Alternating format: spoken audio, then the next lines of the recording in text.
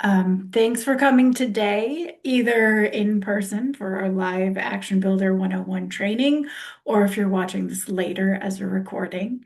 My name is Jen. I'm on the Impact team here at Action Builder Action Network. And today we're going to be doing a session on Action Builder 101, getting started. This is part of our Action Builder 100 series on, and it goes through the basics of how to use Action Builder, what features are available, what things look like, where to find it. This is part of a longer series. Typically, we hold this on the first week of the month. You can also register for other more in-depth trainings on different topics. In the link that I just shared in the chat, we have a session on tasks and events, one on data structures and how to upload files in bulk, and then one on Action Network integration. So let's get started. So today we'll go through a quick introduction. We'll talk about how to navigate Action Builder. We'll talk about creating or managing campaigns, adding users, and then we'll talk through some next steps for what comes next. For those of you who are joining us looking for emails, petitions, and other mobilization features, one of the things I'm going to share in the chat is a link to our Action Network 100 series training. It is in parallel to this Action Builder training series that you're in right now. We offer two different suites of tools. One is Action Network, which is built around mobilizing. Those trainings are typically held at 2 o'clock on Thursdays on Easter time. We also offer this tool, Action Builder, which is an organizing tool for more deep relationship building and community or union organizing or political organizing. So if you're interested, if you're here asking like, how do I send emails? When is she going to get to that? That is our Action Network training, and you can learn more at the link that I just shared in the chat. Okay, so let's get started. When you first log into Action Builder, you'll see this screen right here, which allows you to choose which campaign you want to work in. You can have multiple campaigns in your, we call it an instance. And so this will let you choose which campaign you're going to focus on in that moment. Each organization has a unique URL, and we call it an instance. That is here. You can see this is the impact sandbox. So we're going to be working with some fake training data today. If your organization is already using Action Builder, you will have your own instance. Make sure that you're using the link that's unique to your organization, because if you just try to Google or DuckDuckGo Action Builder login, it will find the first one that the web crawler indexes, which is not always yours. So if you try to log into someone else's instance, it'll say this account doesn't exist. We can't find your email. So the main thing, first thing you do, bookmark it, or Action Builder is mobile optimized. And so one of the other things you can do is, let me shrink my screen. We'll move the slides here. It is mobile optimized, so you can pull it up on a phone and you can save this URL to your home screen as an icon, either on iOS or on Android. So save your instance link. That's the main lesson. A few things that we'll also be referring to as terms as we go along. So the instance is your entire universe where all your campaigns live and all of your data lives in Action Builder at your unique link. A campaign is a specific set or subset of data that you'll be working with. Assessments are ratings, numerical ratings that you can use to track your ladder of engagement. A profile is a detailed record for an individual person. Info field is a custom field. So any type of custom field, and we'll talk a lot more about that later. But any type of custom field, we call it an info field. And then a connection is a way to connect two different entities, whether it's people, organizations, workplaces. You can build connections between them. So if you hopped in late, this is what Action Builder looks like the first time you log in, and you'll choose a campaign from the dropdown. So here you can see I have access to an awful lot of test campaigns, and we're going to use this one right here. So when I click on it, I'm taken to the default view, which is the wall chart. We call this the wall chart. Here you can see that the lead organizer for a campaign can set a default view for that campaign. So here you can see that by default, we're just seeing the folks who are members in this campaign, and that's 45 people. But if I click reset and I show the entire universe, it's 103 people. So depending on the settings of your campaign, you can either see your whole universe or a default view when you first log in, when you first choose that campaign. The wall chart is really an overview. It's designed off of old school wall charts. I don't know about you, but we had them hanging in our office with sticky notes and notes written all on them. And that's basically what this is. You can see some color-coded assessment ratings on the left-hand side next to their name. And then you have name. If you have pronouns enabled, you can see the pronouns that have been selected. And then one of the info fields has been highlighted so that you can see it on the wall chart underneath their name. If you click this drop down caret, you can expand just a brief overview about that person, some quick links for tracking information, and we'll talk about that in a minute. And then here we call these the top lines, and your lead organizer can choose up to 5 fields that they want to highlight at any given time, that are going to display there, so you can see quickly the answer to those questions. Here we have 4 icons that are related to their contact information. There's an email address, a phone number that you can call, a phone number that you can text, and a home address. And if it's blue, it means they have that piece of information. And if it is gray, let's see, whoops, I didn't mean to click into that. If it's gray, it means they don't. So let's see. Yeah, so if it's gray, it means they don't. And if you are on the mobile view, you can still click the caret and you can click on an item and it will open the app in your phone, or on your tablet that lets you use that item. So if you are on your phone and you click this chat window icon, it will open your messaging app, so that you can send a text message to that person right from the wall chart.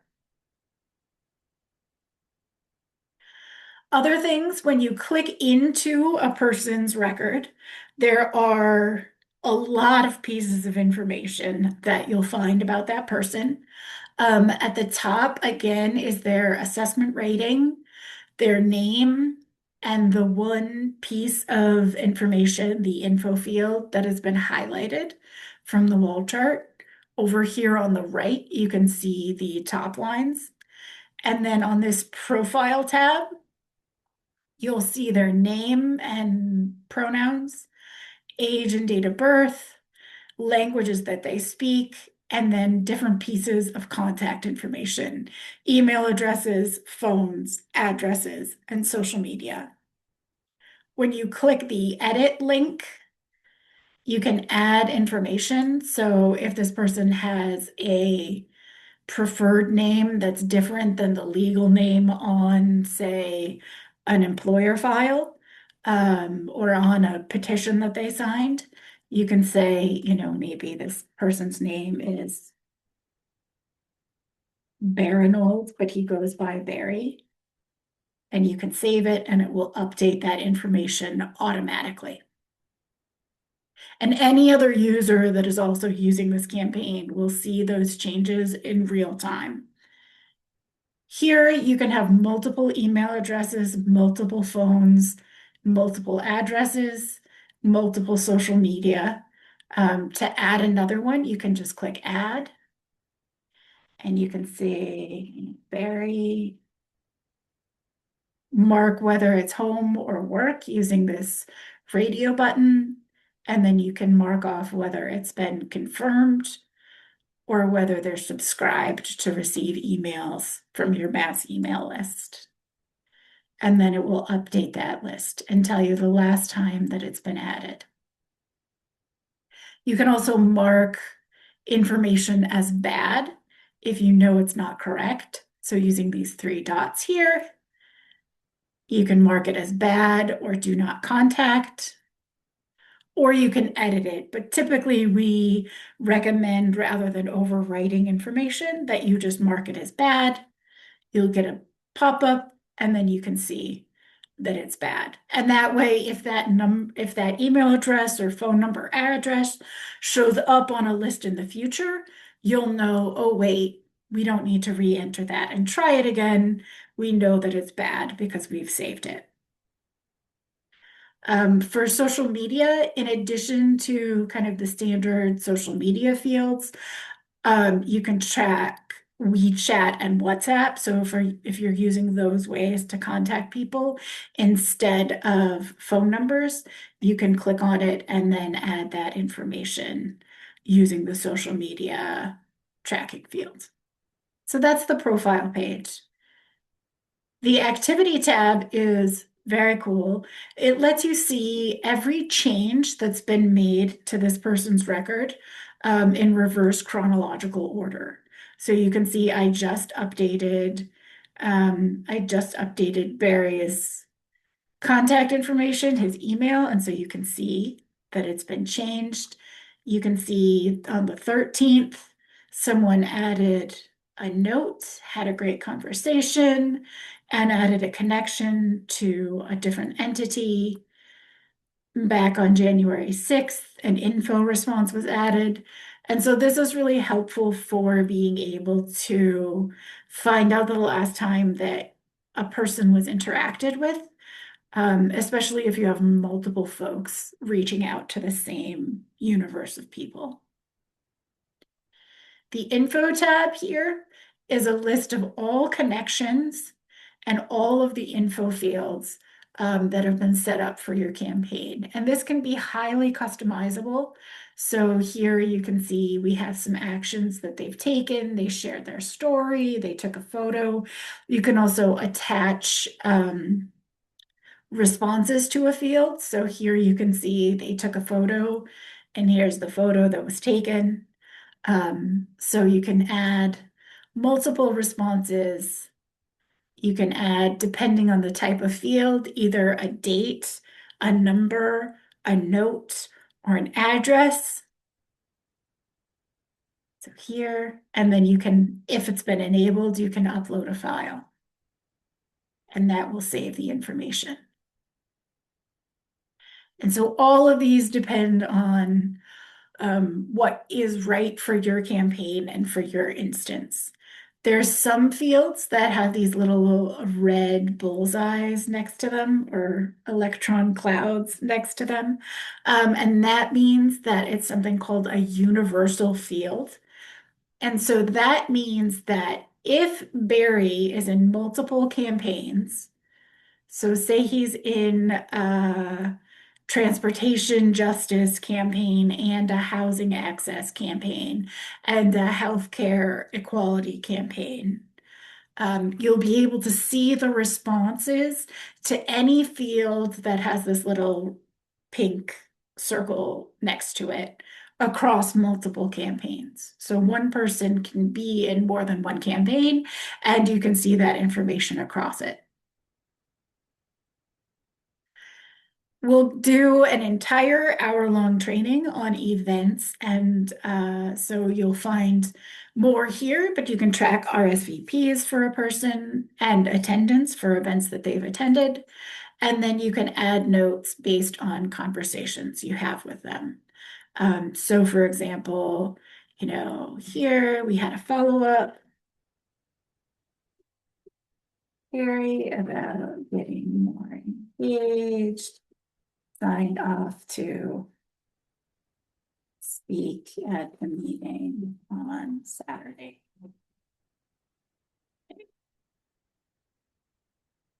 And then you'll be able to see that, and you'll be able to see reverse chronologically the conversations that were had by this person. Other things on an individual profile page, here you can see there's a flag for follow-up. And so if you want, after having a conversation or updating information, if you want to flag that Barry is going to need a follow-up, you can click the flag for follow-up link and you say, check in on Friday to confirm for Saturday's speaking at event. And you can either assign it to yourself or assign it to another user in the campaign. So here I'm going to assign it to Susie. And then Susie will get an email about the follow-up. When I save that flag, it'll put a note right at the top of their record. You'll see a flag in the top corner of their name. And if I go back to the wall chart, I will see that flag on the wall chart as a note that they need to be followed up with. You can also filter the wall chart for anyone who has been flagged for follow-up, either by you, by anyone. So if you want to see all of the follow-ups that are needed in the campaign or that have been assigned to you. So here, if I click by anyone and click run query, I'll be able to see all of the people who need follow-ups. And then I can click on the flag and it'll see who flagged it, who it was assigned to, when it was assigned, and then what that follow-up note was. And when the follow-up has been completed, check the complete button, say yes, and then the flag goes away. Other things, last thing I want to mention about an individual profile is when you click the quick actions button in the top corner, or again, if you are on a phone and you're on the wall chart, here we go back to the wall chart, and you click the actions button, works the same. You can either add an assessment and note, log conversation, add a specific info field response, add a connection, or edit their personal info, their name, and their pronouns. Log conversation is something that is set up by your campaign lead. And when you click on it, it says, did we talk to them in person, on the phone, or over email? So maybe I had a phone call with Barry. Click log conversation and continue. And then here you'll see that the campaign lead will highlight any of the info fields or core fields like assessments and notes that they want you to focus on because that is a common conversation. So rather than having to click into the person's record, add information, add an assessment, add a response on the notes page, click all of the fields and scroll down, your lead can set up a conversation, and then here you can see, you know, all it has is assessment, actions taken, issues they care about, notes, and connections. And so that's the order of the conversation that you're having, and that is the all you need to focus on. So the log conversation can save you time when you're trying to kind of work your way through your work. Okay. Other things, other things about the wall chart. That's very cool. And let's reset the wall chart. You can always go back to see everyone by clicking the reset button. So the standard view here, this is the chart, this is the list view, and that's the default.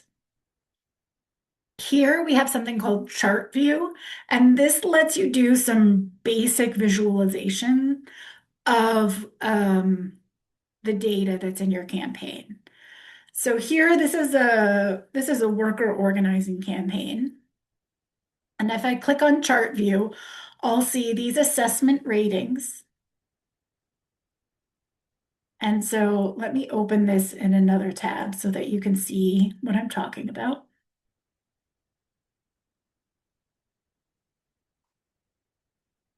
Each entity type can have their own level of assessments, but assessments are a way to track who is engaged in your campaign and where they are in terms of their level of engagement. So in this example, level one or assessment one is an organizer, someone who is actively out there doing the work to engage more people and to get them involved in the campaign and to support your goals. Number two is a supporter. They'll do the things you ask them to do, but they're not out there having other conversations. Level three is either on the fence or they're disengaged. Number four is opposed. And number five, they're like your opposite ones from the upside down. They're actively working against your campaign goals. So that's kind of the overall assessment rating, and you can customize it for your instance. So some organizations use only 1 through 4, some use 1 through 3, a few have 1 through 6. But here you can outline the label and the description. This is an admin's role is to set that up. But you'll note that the information here is set up so that it's color coded. And that means the color coding on chart view can then show you kind of where your assessments are in your campaign. So here we have, 16% are not assessed, 11% are activists, 50% are supporters, etc. So all is an overview of your whole campaign, and then you can group it by any of your info fields or any connections. So here we have an info field, and I'll use the drop-down menu here called Worksite. And so it's going to group based on Worksite. And so we can see that in this worksite, there's 42 people total, and this is what the breakdown looks like in this worksite.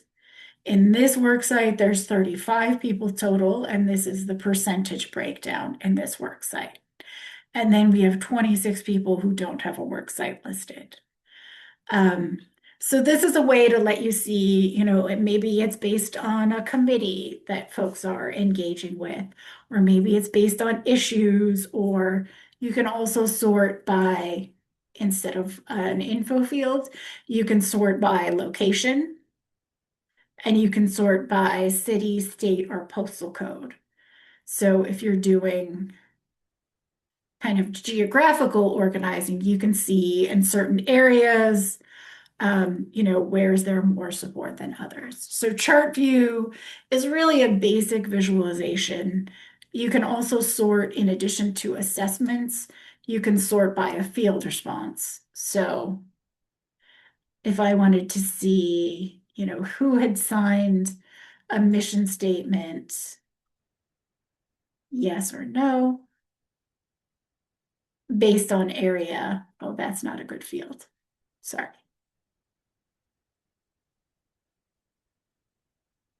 Who had signed an authorization card based on their area. You can kind of see the um, support that you have in different places rather than based on assessment rating based on the response to an info field. So you've got list view, you've got chart view. Trend view is our latest view on the wall chart. And it lets you see either running totals or daily totals of assessments that have been entered during a period of time. So here you can set, the past 8 weeks, the past 4 weeks, or the past week, or longer periods of time. And then you can set, whether you want it to be daily, weekly, or monthly. So we'll do it weekly. And so here, this shows you with the running totals unchecked, this shows you that in this week, there were 25 assessments. One of them was a 5, 3 of them were 4s, 8 of them were 3s, 12 of them were 2s. There were no 1s, and there was one person who was added to the universe or who was marked as no assessment. You can also check the box for running totals to see how the changes work across your universe.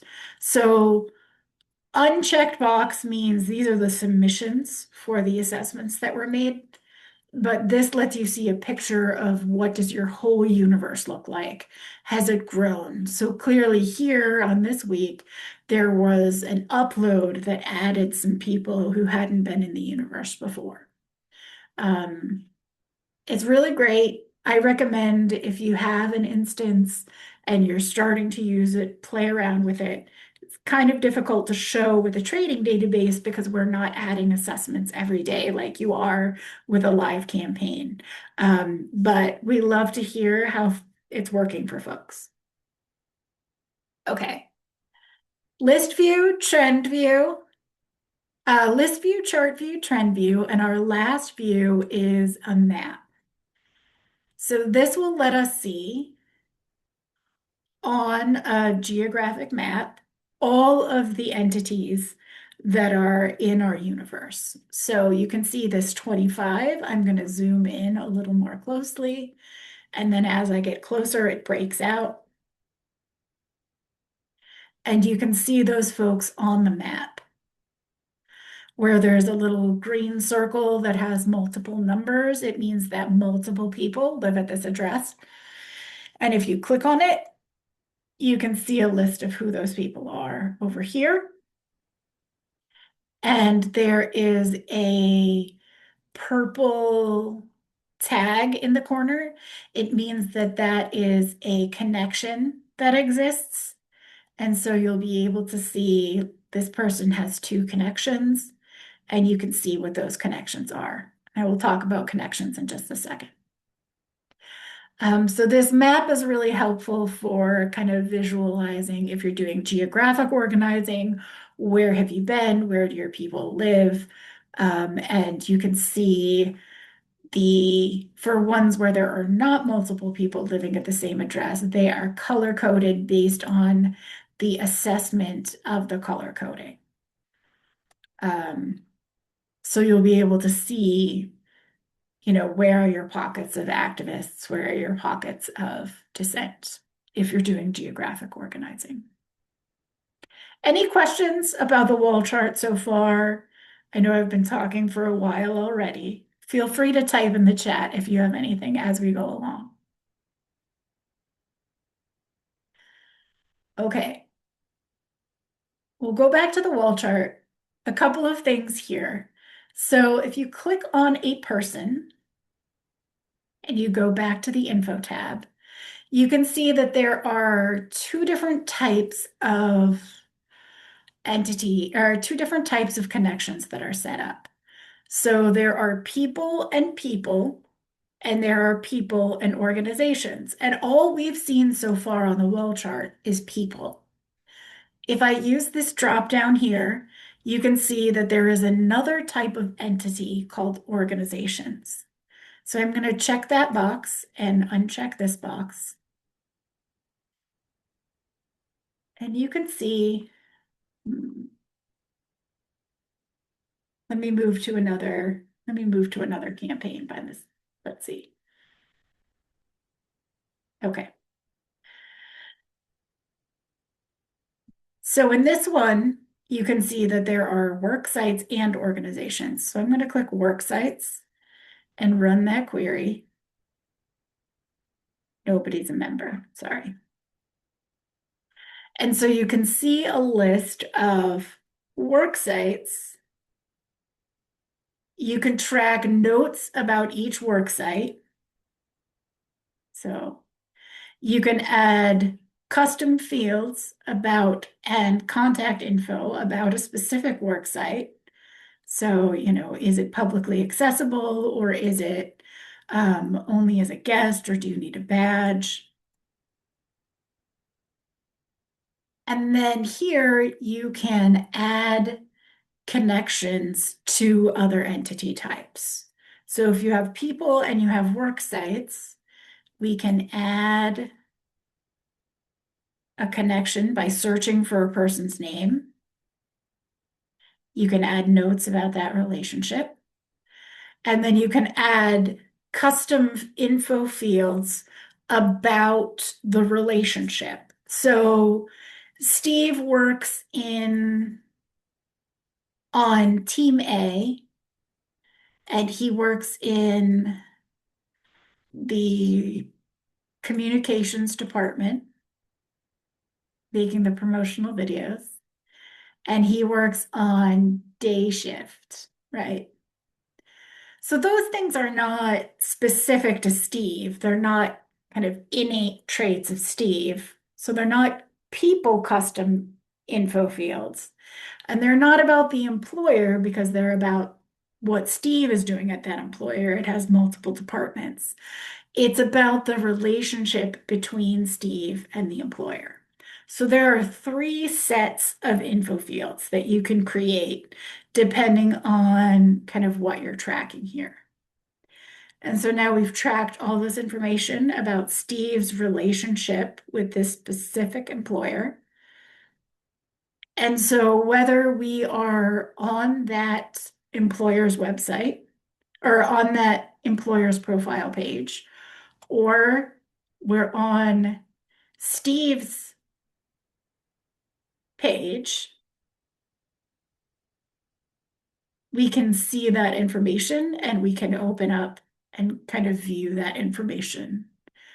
And on the wall chart, it allows you to search based on info fields, either info fields specific to the entity that you're searching on or on that entity's relationship with another entity. So say we want to find everyone who is on team A. You would open info and connections. Under the connections section here, you can include the response and start typing team A. So I want everyone who is on a team A at any of the employers. I'm going to click the run query and it'll pull up a list of everyone who has that response selected. You can also search by specific connections. So under the info and connections tab, I'm going to search for everyone who works at Sesame Street, for example. And so then I get a list of all of the people who are connected. So all of the people who are the entity that I'm searching who are connected to that specific work site. Now, this is just an example. You can create any type of entity that is necessary for your campaigns. So I'll show you some examples because this is a training database that has a lot in them. So we have apartments for location-based organizing, you know, caucuses for political organizing, contractors, organizations for tracking coalition building work, voter registration sites, universities, unions, work sites. So all of this is customizable. You can create any entity that you want to build connections with based on what kind of needs your campaign has. The other thing that, as a former organizer, I think is super cool. Let me switch back to that original campaign. Um, is that you can connect entities to themselves. So one of the things you can do here, I'm going to search for Steve again. So up in the search bar here, I'm going to start typing the entity's name, and there it is. So you can, for example, connect people to people to track relationships between folks. And again, you can create your own custom fields on that relationship. So here you can see we've created two custom fields. One is the influence type. So what did one person get the other person to do? And then one is the relationship type. So, how do they know each other? What is their relationship? Um, and that again is searchable. So that really helps rather than being a flat spreadsheet, it's kind of showing you the relationships between different types of entities so you can start building out your network of what things look like on the ground. Um, okay. One of the things that I want to talk about is how to add people. So our Action Builder 103 training in just a few weeks will talk to you about uploads and bulk changes that you can make to your lists. But if you're visiting people out on the doors, phone banking, at events, at work sites, and you need to add an individual person, you can click the Add New button at the top corner. And then you can choose what type of entity it is. The default for this campaign is person. But if you were, for example, um, looking for work sites, or if you were having conversations with people about potential house visit sites, you can switch to that type of entity in the drop-down menu. And then here you can add the person's name. So this is me. If that person is in another campaign already, you can click on their name and see, like, is this them? And say yes, and bring them into the campaign instead of creating a duplicate. Um, or maybe it tries to find duplicates, but it can't find any, and that's okay. You can select a preferred language and you can add multiple spoken languages and you can start typing rather than scrolling down through the whole list. By default, it gives you the option to add emails, phones, and addresses, and then your campaign lead can choose whether there are other custom fields that they want to prompt you to add when you're adding an entity. So here, this person is a clerk, and their organizer is Diana. When you start typing addresses, it's going to prompt you from a drop-down menu to choose, and then you can fill it in, which is really helpful because sometimes people don't always put their zip codes or it's not legible. And then there's an option here, physical or mailing. So if someone's using a PO box, you can mark it as mailing. So we'll create the entity and it'll take you right to their page so that you can then start adding more information about them. Okay.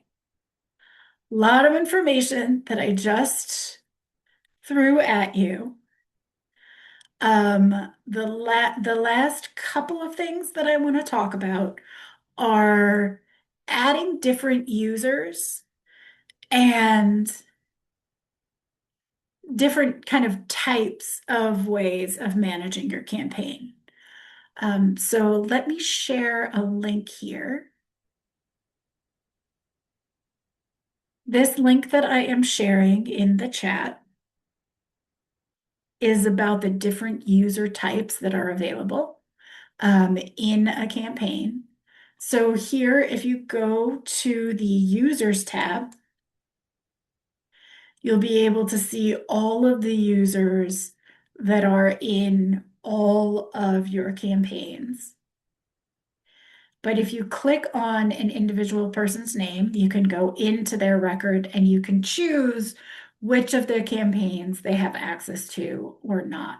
So you can click Add Campaign and select the campaign from the drop-down and click Save, and that will give them access to it. Otherwise, they won't be able to, they'll only be able to access the ones that from this list that they have access to. They won't be able to access the rest of them. There are a few options here. So the link that I shared with you explains the difference between administrators, leads, organizers, and activists. They go from the most level of permission to least, and activists are a free level of user. The thing about activists and organizers is that you can also limit their participation to specific assignments. And so if you want them to have access to a campaign, but not everyone in the campaign, you can limit their permission based on field responses. So you may have noticed that I had a field called, let's see, maybe it was here. I had a field called organizer. And so each of these people who are in that campaign have a response of which organizer they're assigned to. And this person, this is say, I'm going to check this organizer response and check this box, limit user's view to this assignment, and hit save. So now when this person logs in, they will only be able to see on the wall chart responses that have this response. So let's see. Let's see if I can log out. Log in.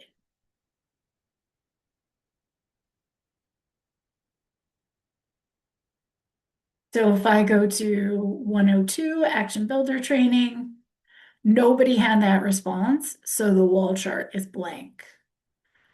But if I were to log back in as an admin, and let me pull that up here.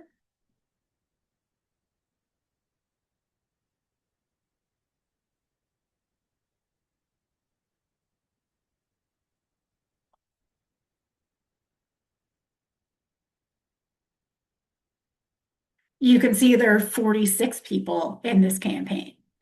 So you can limit it based on the responses. And so if I went in and added that response to this person, now my organizer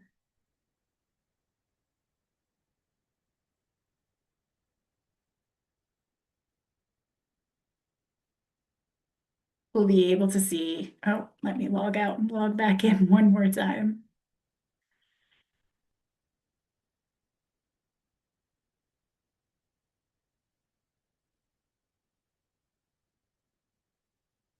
just the person who has that response.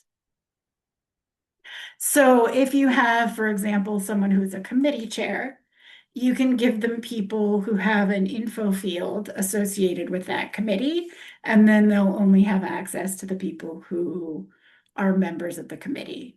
Um, so they can track the work that's happening in that committee. If you have worksite leaders like stewards or building reps, you can track, or you can track the building or department that the person is in, and then they'll only be able to see the people that they were assigned to. The other level of permission that you can have, and if I go to customize and users that way, I'll be able to see just the users who have access to this campaign,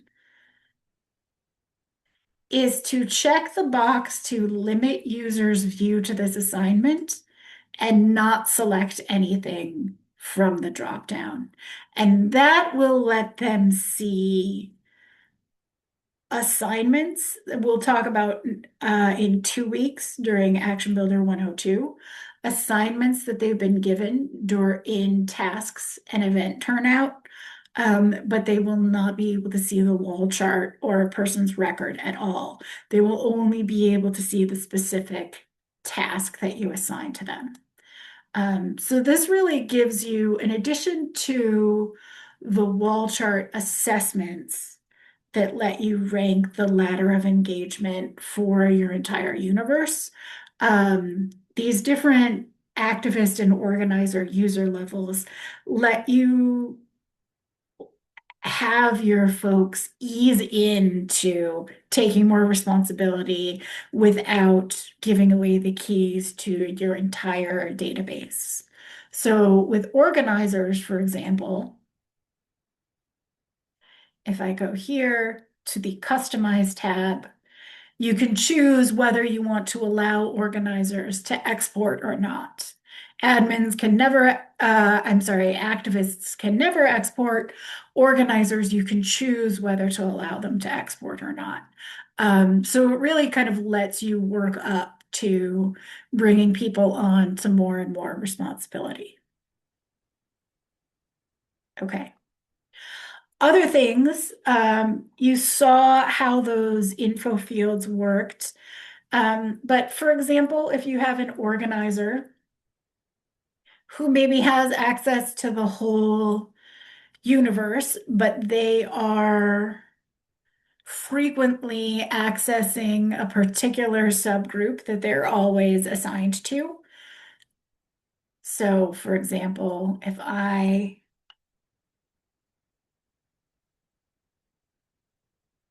Diana, maybe I'm an organizer who has access to the whole list, but I'm frequently needing to come to my specific list. You can search every time by those same info fields that you use to limit access. You can also save that list. So here in the top right corner, there's a little bookmark icon.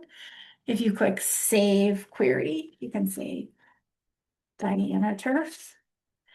You can decide whether you want to save it for just yourself or whether you want to save it for yourself and share it with other organizers or users who are using the campaign. If you're a lead, here is how you can set that default query. So when we first came to the page, it loaded members. This is where you would do that.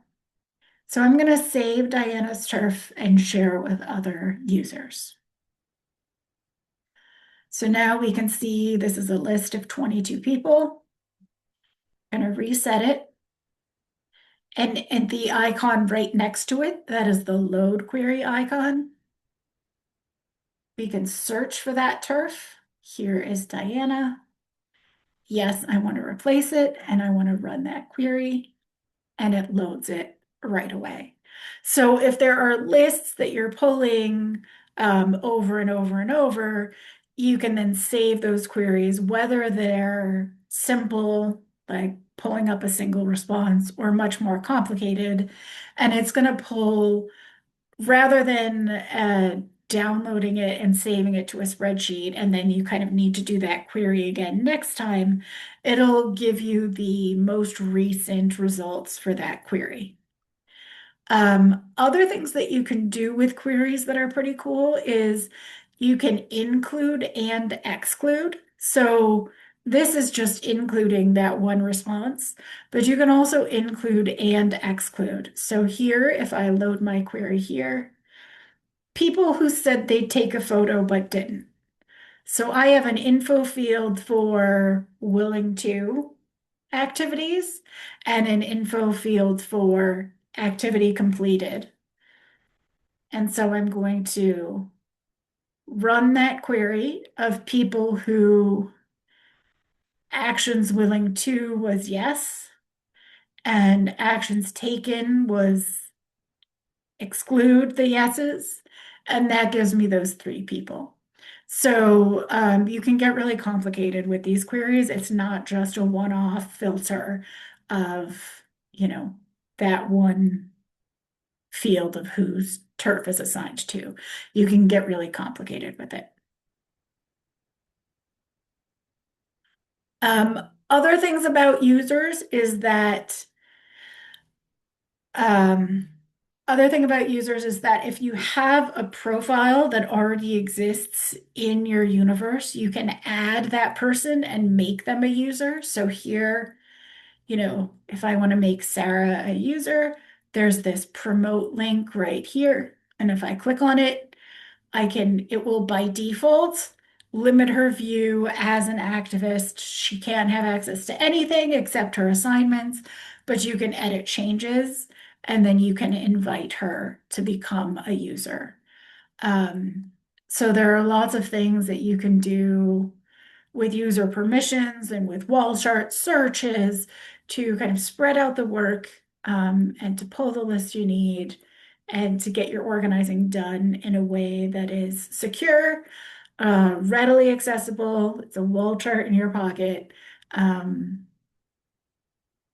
So you can spend more time organizing and winning your campaigns than trying to enter data. So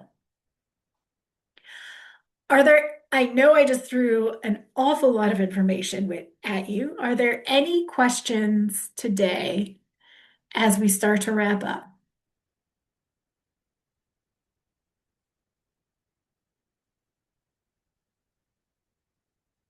Okay. If you have any questions as you start using Action Builder, you can always contact us at support@actionbuilder.org. Over here on the left-hand side, if it says where it says need support, you can click on that to visit the help center and get more information or contact the administrator for your instance if that's not you. Sometimes, we can offer generalized responses, but there is a whole onboarding process that goes with organizations joining Action Builder. And so your data person may have more information that they can provide you locally. Thank you, everybody, for joining today. We hope to next week we'll be repeating Action Builder 101. Typically, we start over the 100 series onboarding or 100 series training process at the start of each month. This is a special session that we were running because the first Thursday of the month was the New Year's Day, so we weren't open. But the week after that will be Action Builder 102, where we'll talk about events and tasks. So I hope we'll see you then. And please let us know if you need anything.